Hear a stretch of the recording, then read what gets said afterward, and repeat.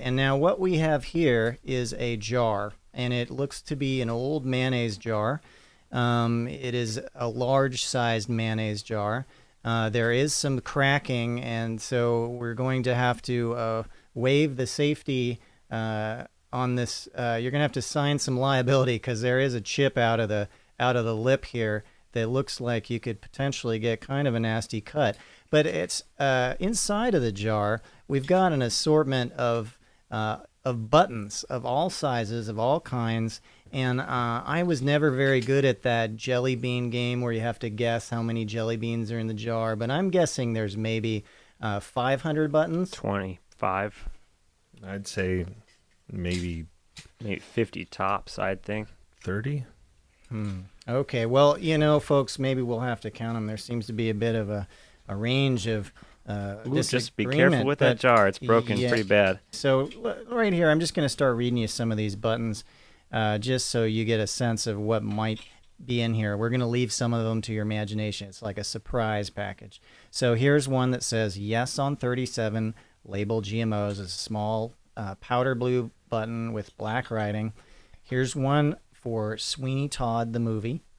Here is one, let's see, what is this?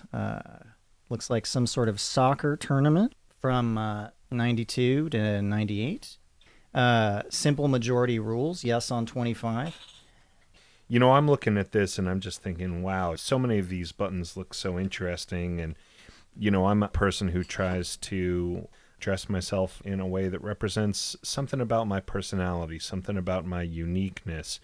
And these buttons, boy, I'll say you could wear 5 different buttons for every day of the week. There's enough buttons in here you could change them up. And I know that at this moment in time, buttons aren't really, or pins or buttons, they're not really experiencing a high point in popularity in terms of fashion.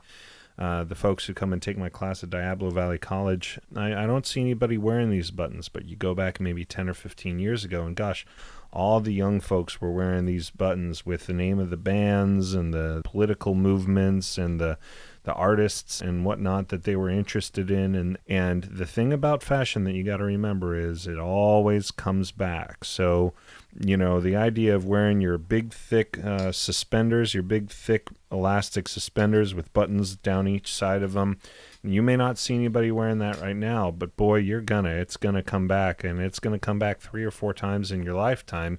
And when it does, this jar full of buttons is going to be a great resource for you.